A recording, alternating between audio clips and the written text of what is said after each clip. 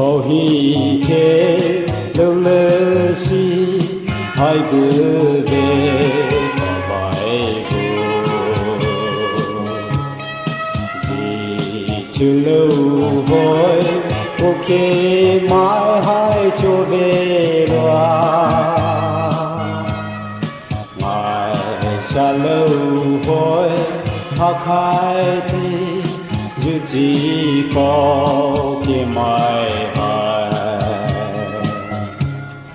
lại sự chúa lớn lao lại về ô á tư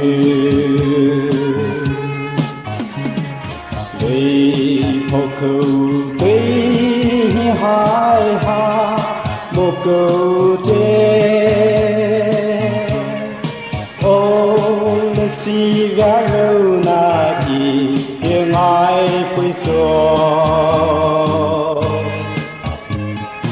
vì thâu hi na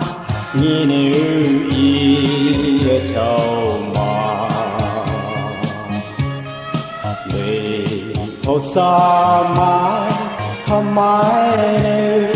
thâu dư mà vì thâu hạ sơ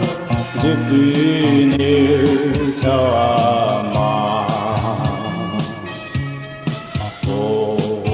si nếu thế sao ý trong quấy số lỡ chiều ha nếu pha pha đi dư ai lỡ si cha năm na nhỉ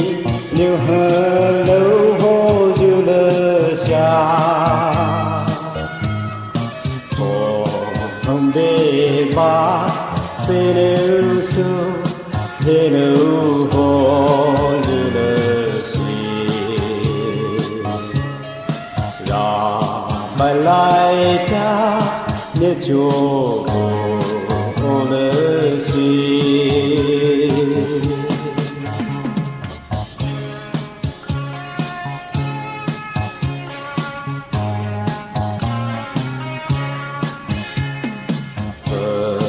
cho dư vây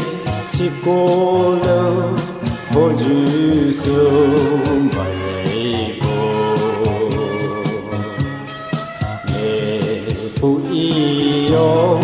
bây lê đô lưu cho môi trên yêu tu nê để lỡ si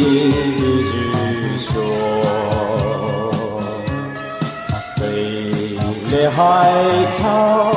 ba hi về ta bao la để có câu tí hai ha một câu đê ô là si gà lâu na đi tiếng ai quay xóa để thâu hi na nhìn yêu ý châu mà để thâu xa mãi không mãi thâu dư mà để thâu hạ sơ dư bì niu châu mà